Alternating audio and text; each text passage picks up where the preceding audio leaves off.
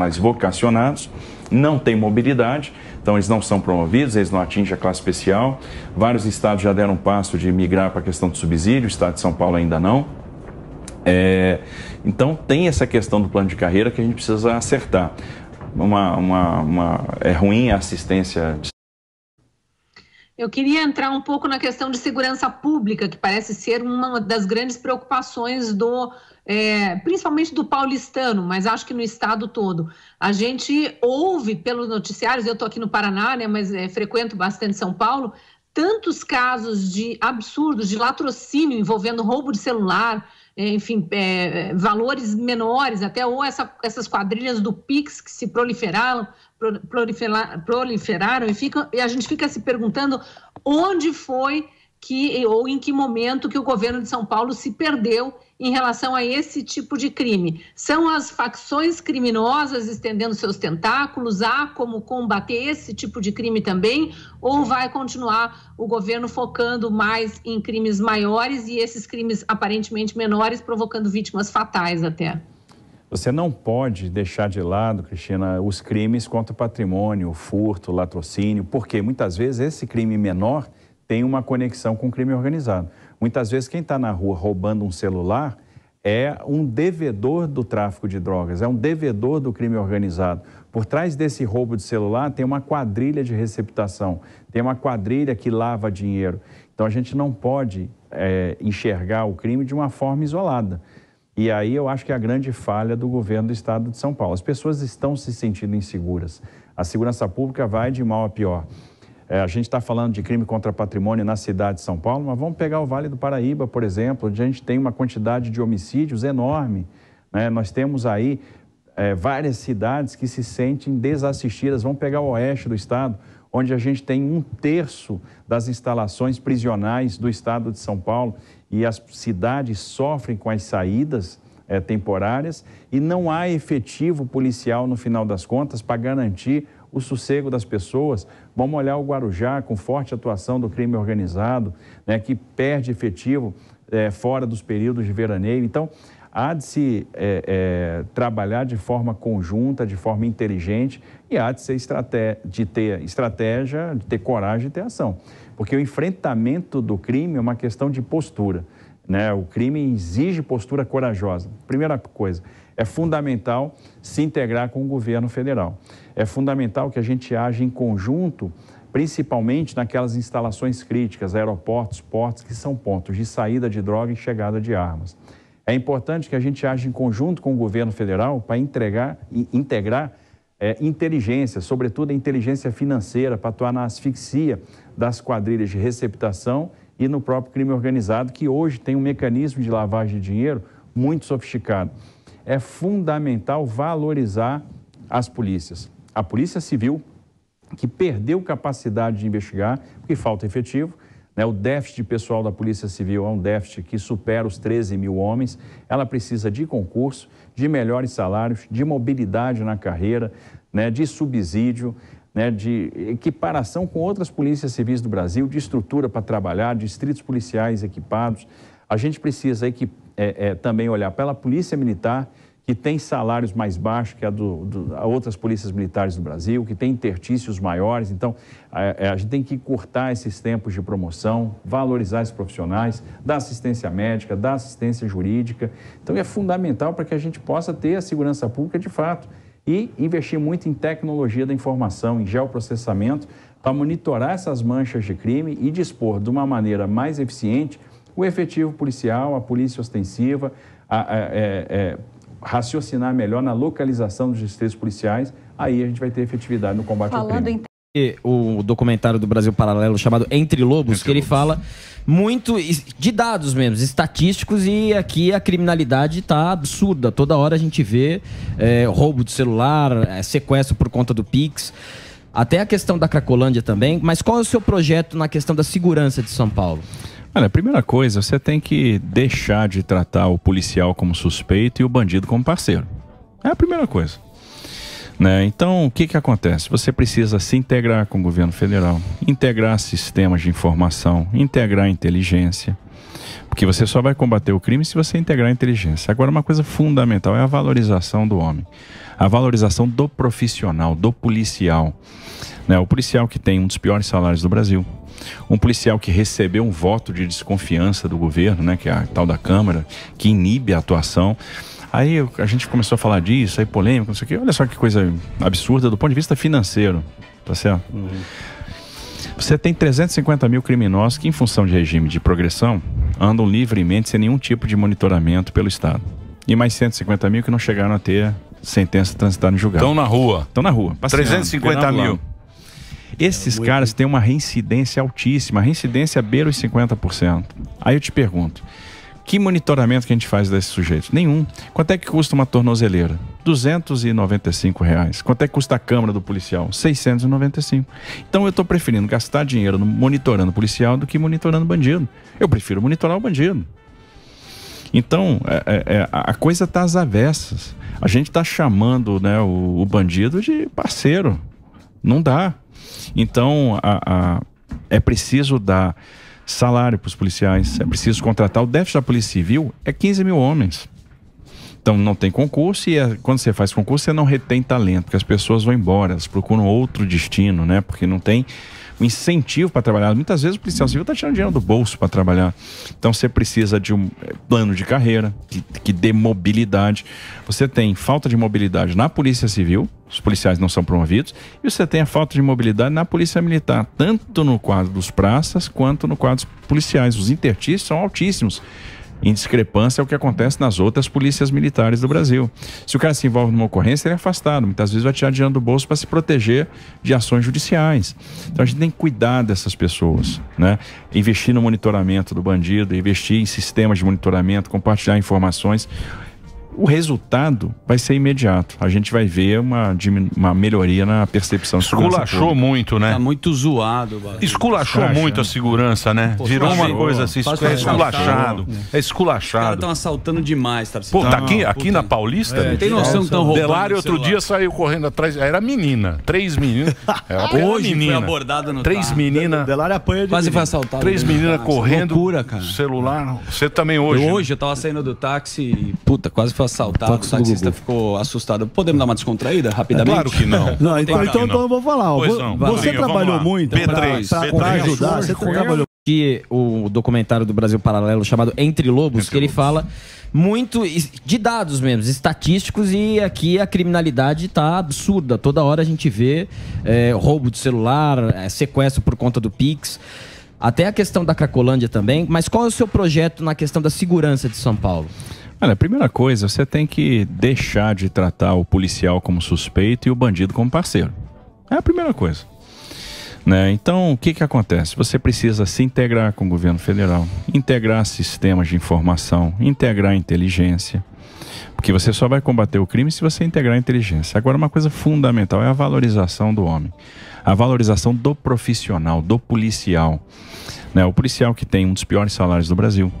Um policial que recebeu um voto de desconfiança do governo, né, que é a tal da Câmara, que inibe a atuação.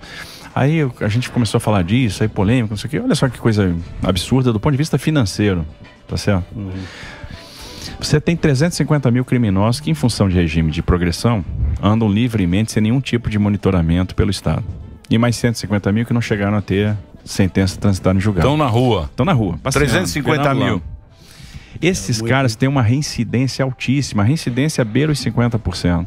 Aí eu te pergunto, que monitoramento que a gente faz desses sujeitos? Nenhum. Quanto é que custa uma tornozeleira? R$295. Quanto é que custa a câmara do policial? R$695.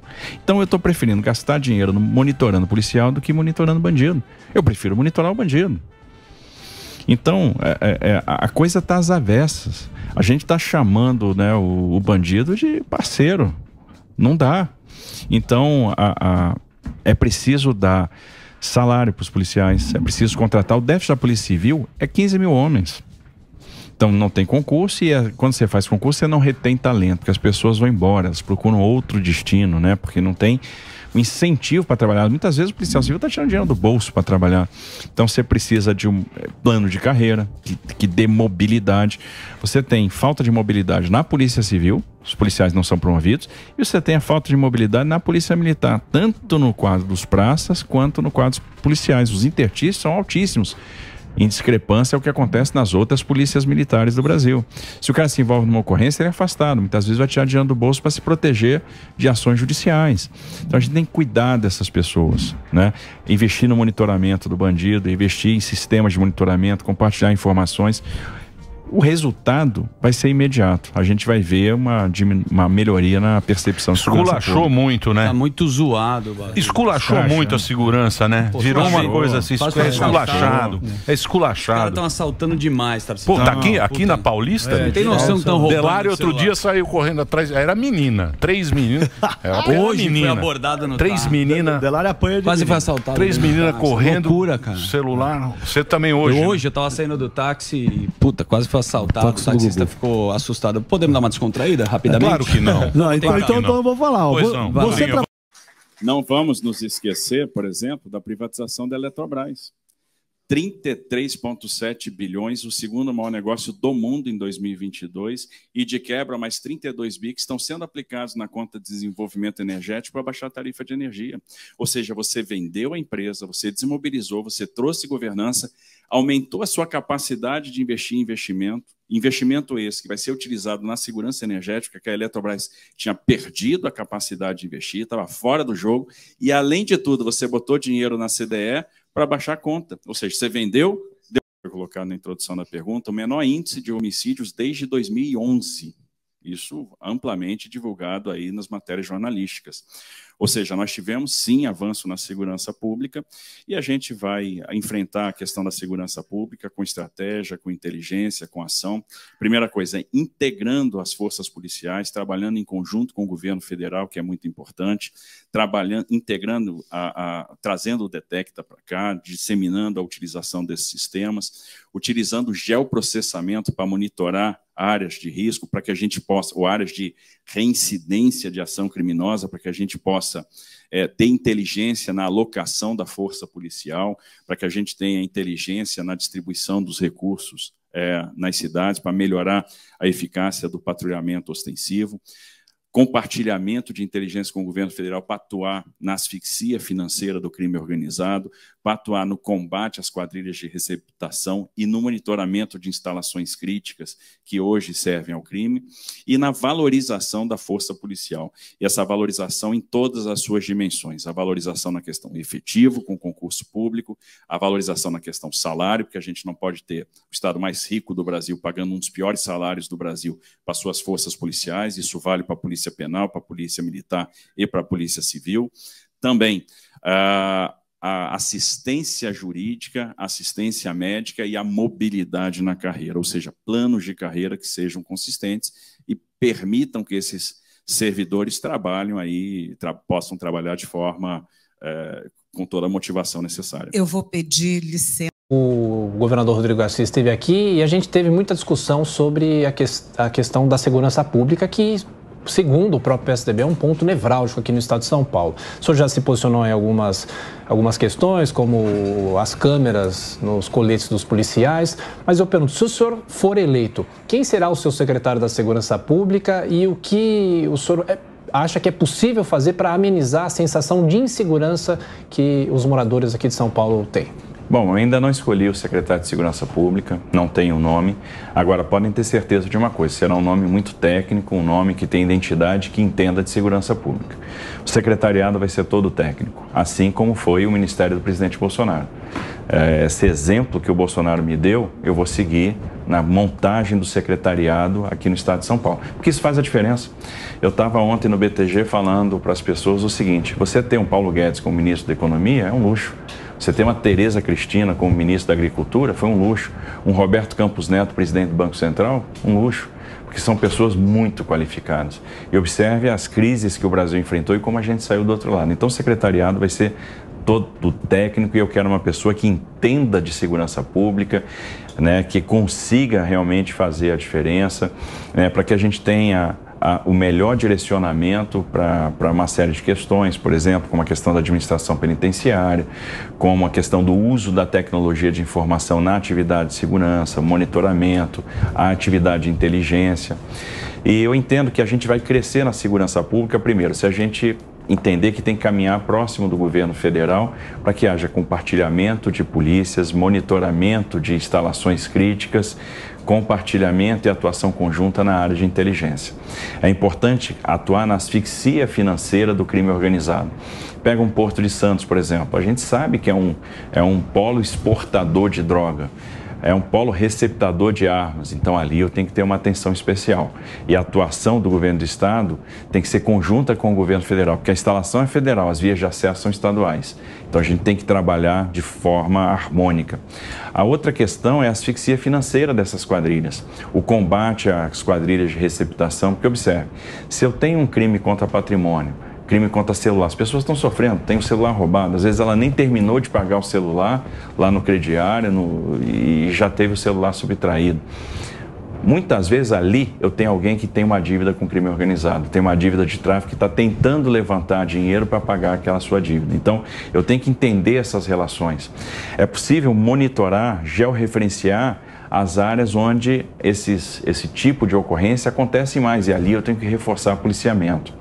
É fundamental valorizar as carreiras policiais. Veja, a gente tem uma polícia civil que tem um déficit de quase 15 mil homens. Então, o que acontece? Há um problema na divisão espacial dos distritos policiais. Tem lugar que eu tenho muito distrito e não precisaria ter, tem lugar que eu precisaria ter e não tem. E muitas vezes esses distritos não funcionam por falta de pessoal. Então, é o que acontece. Muitas vezes uma guarnição da Polícia Militar verifica uma ocorrência, faz um flagrante, tem que viajar 250 quilômetros para um distrito policial para lavrar o boletim de ocorrência, porque poderíamos ter um distrito policial próximo que está fechado. Olha as delegacias das mulheres, 134 delegacias de mulher no estado de São Paulo, só 11 funcionam 24 horas, falta de efetivo. Então, essa questão do efetivo é fundamental para que a gente dê condição da polícia fazer o seu trabalho de investigação e, sendo efetiva na investigação, a gente melhora a percepção de segurança. A gente precisa, por exemplo, valorizar essas carreiras, porque os salários são baixos e aí você não consegue reter os profissionais que ingressam na carreira, que normalmente são profissionais vocacionados, não têm mobilidade, então eles não são promovidos, eles não atingem a classe especial. Vários estados já deram um passo de migrar para a questão do subsídio, o estado de São Paulo ainda não. Então tem essa questão do plano de carreira que a gente precisa acertar. É ruim a assistência de saúde, é ruim a assistência jurídica, né? Então há uma falta de proteção do Estado para esses profissionais. A mesma coisa acontece na Polícia Militar. O policial militar também não é promovido, né? Os interstícios são maiores que outras polícias militares semelhantes, né? Os polícias militares dos outros estados. Então a gente precisa diminuir esse interstício, ter plano de carreira, fazer com que o policial consiga servir mais perto de casa, reforçar a questão do policiamento comunitário, fortalecer os CONSEGs, né? Melhorar, obviamente, o salário, assistência médica e jurídica. Então, se a gente valorizar os profissionais de segurança pública e atuar em conjunto com o governo federal, principalmente na questão da inteligência, e utilizar monitoramento, tecnologia de informação, a gente vai melhorar a percepção de segurança. Eu gostaria de saber, candidato, qual a história do senhor? O senhor, bem, a gente vai ter um tempo, pergunta, botar de câmera para o senhor, de outras coisas assim, mas tem uma declaração que o senhor deu recentemente, que acabou gerando bastante polêmica, que o senhor falou que São Paulo fez um pacto com o crime organizado de não combatê-lo. Estou lendo até a transcrição. E por que se optou por não combater o crime organizado? Porque combater o crime organizado dá efeito colateral. O senhor acredita que o Estado de São Paulo fez um pacto com o crime organizado ou a sociedade paulista? Eu acho que eu fui mal interpretado, Sakamoto, e até agradeço a oportunidade de fazer esse esclarecimento aqui. O que eu falei, na verdade, é uma reprodução do que existe em alguns livros que tratam, né, que narram a ascensão do PCC, que é um movimento que começa nos presídios e toma um corpo grande. E aí a gente tem que parar para pensar como sociedade se a gente conseguiu ser efetivo no combate ao crime organizado. Se a gente tivesse sido, aquele movimento que era restrito às cadeias não tinha se tornado um grande movimento de crime transnacional como é hoje, né? Então, se tornou realmente um grupo muito poderoso pela incapacidade que o Estado teve de fazer o melhor combate. Não vou dizer que é fácil, mas eu acho que o melhor combate deixou de ser feito. Então, o que eu falei está registrado na literatura especializada, em vários estudiosos que narraram os fatos que ocorreram, por exemplo, após as rebeliões de 2006, está nas próprias matérias jornalísticas, faz parte de depoimentos, então é simplesmente um registro histórico e, de certa forma, a gente hoje vê a consequência que, de fato, é um grupo que se especializou muito, que tem um esquema de crime hoje que é muito sofisticado. Ontem, mas, então, o governador... Pode falar, Sakamoto, desculpe. Não, era só para completar, não, porque o senhor agora contextualizou a sua fala daquele momento. Mas ainda assim, o senhor quer dizer, então, que houve uma leniência por parte do governo com o crime organizado, essa pactuação, na prática, o que o senhor está colocando, que por mais que tenha contexto a sua frase agora, essa pactuação existiu? Eu acho que houve falha, Sakamoto. Eu acho que o Estado falhou, a sociedade falhou, o Brasil falhou como um todo, porque também o combate ao crime desta natureza envolve a articulação... Mas falhou, mas e pacto, que foi a pergunta dele, ministro? Houve pacto na sua análise? Isso está narrado, isso está bastante claro na literatura, né? A literatura fala... Que literatura, ministro? Que literatura que o senhor se baseia para isso? Na ascensão no PCC, né? Eu tenho lido alguns livros sobre isso. Né, e se fala, né? Quais autores? Olha, o senhor sabe os autores? Só para a gente ter claro aqui, porque isso é muito forte. Quando se fala de um pacto, né, do governo do Estado com o PCC, isso é muito forte. Né? É baseado em que o senhor fala isso? Literatura? Qual o nome do livro? Qual é o nome do pesquisador? Só para a gente ter bem claro aqui, ministro, por favor. Eu posso passar isso depois, enfim. Mas isso foi veiculado, isso foi, inclusive, debatido na Assembleia Legislativa de São Paulo nos dias seguintes à minha fala. Então, tem declarações de parlamentares que viveram aquele período, que, de certa forma, narram que isso aconteceu. Então, na verdade, no final das contas, eu entendo que houve um estressamento, houve um fechamento de tudo no estado de São Paulo, e foi pedido uma trégua naquele momento para que a normalidade fosse restabelecida. Então, e isso tá realmente narrado, né? Tem o livro que fala, né, da ascensão do PCC, eu estou com dificuldade de recordar o nome agora, mas que traz justamente essa questão, e talvez seja um dos melhores livros, né, sobre o tema. Ô, ministro, ainda falando sobre... Você quer falar ainda sobre isso do PCC, Carol? Porque eu queria já trazer o assunto das câmeras, Fabíola, porque o ministro declarou, né, ser contra as câmeras, e as câmeras não seriam justamente um instrumento pelo qual a gente poderia comprovar se a polícia está agindo de forma pactuada com o PCC ou não. É um instrumento de controle, é um instrumento elogiado por especialistas de segurança pública, e o senhor disse que é contra. Eu queria entender por quê. Olha, Carolina, eu acho que é o seguinte, eu entendo que toda política pública precisa ser reavaliada, né? Às vezes você fala, eu sou contra, e as pessoas, né, logo uma série de especialistas dizem, mas os resultados são positivos, isso é um absurdo. Bom, eu acho que a gente tem que ter a capacidade de avaliar as políticas públicas e levantar outras questões. Que questões que eu levanto com relação às câmaras? Primeiro, para mim é um voto de desconfiança com o policial. Eu acredito na polícia, eu acredito no policial, eu acredito naquele profissional que coloca uma farda, que coloca a sua vida em risco e está fazendo isso muitas vezes por vocação para nos defender.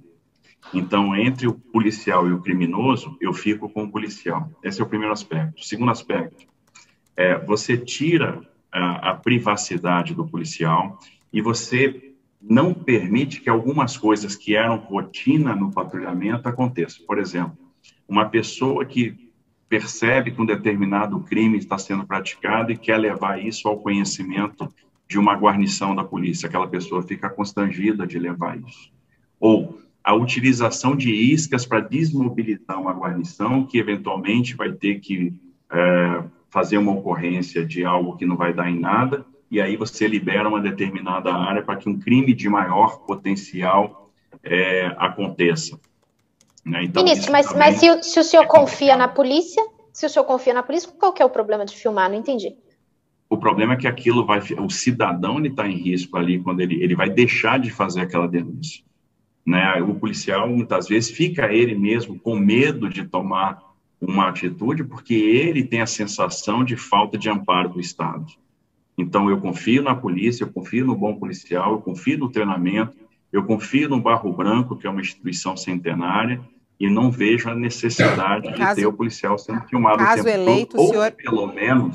ou pelo menos, se vai haver essa filmagem, que ele controle o momento que a filmagem é necessária para protegê-lo.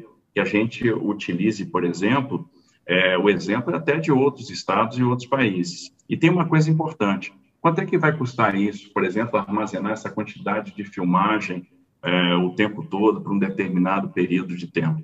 Às vezes, esse custo é aquele que o Estado deixa de investir no monitoramento de bandidos que estão soltos, que precisavam ser monitorados pelo Estado e que são reincidentes em crime. Então, o que eu estou dizendo?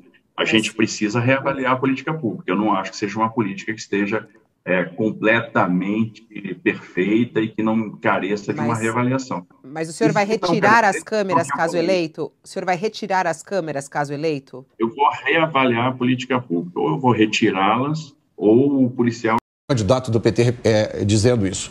Isso se reflete em políticas públicas. Eu fiz uma pergunta ao governador Rodrigo Garcia sobre uma comissão para controle de letalidade policial que foi criada aqui em São Paulo. Letalidade policial é um item que foi colocado no topo da pauta de segurança pública, né? Às vezes até se esquecendo da letalidade do criminoso. Nessa comissão aqui de São Paulo estão duas ONGs de esquerda, conhecidas pelo seu ativismo antipolícia, conhecidas por promover a leniência da legislação penal. Uma delas, inclusive, recebe dinheiro do bilionário Jorge Soros, que tem uma fundação que promove desencarceramento de criminosos, descriminalização de drogas. Eu trouxe essa situação para o governador. Ele disse que não via nada demais nisso, e aí eu perguntei, bom, por que o senhor então não coloca, né, também duas outras ONGs que pensem de uma forma diferente? E ele falou, é uma boa ideia, eu vou ver. Eu queria saber o que o senhor acha dessa situação, de ter uma política pública influenciada, a polícia de um Estado controlado por pessoas que têm uma agenda ideológica que colide frontalmente com a ação policial. Olha, eu sou contra, né? Eu acho que o tempo de tratar, por exemplo, o policial como suspeito e o bandido como parceiro tem que acabar. Eu acho que o policial tem que ter o apreço do Estado para ele poder exercer a sua atividade. Porque é um cara que bota a farda e corre risco para defender a sociedade. Eu acho que o treinamento é fundamental para que a gente possa dar a resposta que a sociedade precisa. Estrutura é fundamental e suporte, amparo do Estado. Esse policial tem que se sentir amparado. Existem bons e maus profissionais em todas as corporações, em todos os lugares, né? Isso vai acontecer nas Forças Armadas, no serviço público, na iniciativa privada, onde a gente for. É inerente ao ser humano.